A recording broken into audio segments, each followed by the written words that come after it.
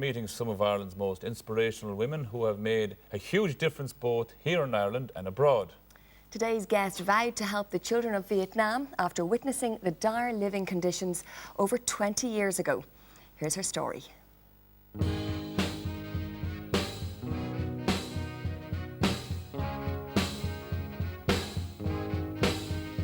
was born in the Liberties in Dublin. Was orphaned at a very early age with my brothers and sisters, and went to the UK when I was about 17, as most youngsters do when they come out of institutions. In 1971 I had a dream about the children of Vietnam. The war was on and they were reaching out to me. I went out in 1989 based on the dream I had, and from that day to this have worked there ever since, and in Mongolia and in the Lebanon, which I'm about to do a project in. We have 121 projects in Vietnam, and they've won every award for best childcare, best childcare centres, because we have a fantastic team of people, and it's only together that we can make that difference. It was a very sensitive country in the early years when I went there, politically sensitive climate, if you like. So I guess with an Irish spirit and love, and I mean that, you can break through everything, you know. We don't get money from governments. The funding comes from the people of Ireland. And I consider the Christina Noble Children's Foundation the People's Foundation. A project is where you have children being educated, healthcare, having great fun, play, singing, art, music, the whole kit and caboodle together. And it works. It takes them into competitions, teaches them about social skills in life. It teaches them everything they need to learn to be normal, productive human beings. And that's all we're about.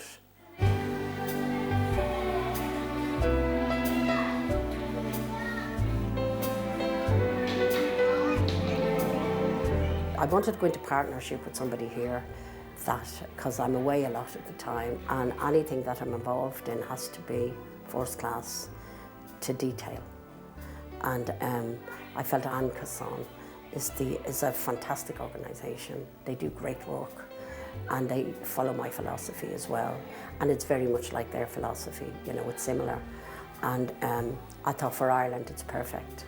These children here, they study, it's like anything. They get their dinner, they read, they write, they colour. Their health is watched, you know, and there's a lot of training goes on for care assistants here. There's great energy here, the kids are happy.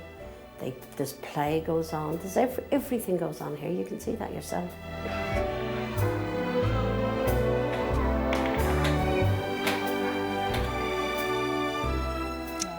Lovely, and Christina joins us now. You're very welcome, Christina. My goodness, yours is one remarkable story, and one that started back in Vietnam after that dream. That was some dream you had. Changed the course of your life forever. It's more like I was going to say an earthquake, but it's not the right time to say that, is it? You were having a good giggle while we were watching that piece. Yeah, there. Why were you laughing? I think the kids are brilliant. I just love them. It's not a difficult thing, what I do. It's a bit, the little people are dead easy, and the majority of the big people, you get the occasional time when it can become a bit difficult. But I'm probably not the easiest woman to understand in the world, but the kids do understand me a lot, you know. And I just think that all you can do in your life, for me, it's like you love doing your television job. I love looking after the kids and making things happen. I've just recently come back from Mongolia, and it's tragic in Mongolia for the children. It's just tragic. I mean, I'd say it's probably the most difficult country in the world for the children. Why is that? They have gold mines, you know, which are kind of, you have a lot of foreign companies work there, so they give a certain amount of money to the government, but the people don't really make anything on it. And a lot of the kids live down the manholes. and they live in dire straits. We have a gear village, and we have a day hospital, and we have a night clinic, and we work in the Gobi Desert. You name it, we The do Christina it. Noble Foundation is actually over there at the moment helping. We've been there for, I've been there for about 14 years. My Yeah. But you've made such a difference to so many Yeah. kids' lives. And it must be a great, good feel factor for you. Yeah. I just give you a little example. I was talking about Mongolia, if you don't mind. Like, there's a 10-year-old girl who was impregnated by some guy. She was being abused since she was about 4 years old. And both her parents are alcoholics. She lives in you know, I hate the word slum, but it's the slum of slums of slum. You wouldn't even put your dog near it, like. And this was a regular thing that happened to the child. She gave birth to the baby just 2 weeks ago, 2.5 weeks ago. And the baby was born by cesarean section. The baby died a week later. The girl was then put into some kind of a rest home for a week, which is no counselling, no nothing, basically. So she's now gone back to school. She's scarred from here to here. Baby has died. She's back at school. How is that child supposed to cope? She's already branded a sex object already. My goodness. So what we shall do, we'll take this child. We've already taken the child, by the way. We have her now, just yesterday. And we will change her identity legally.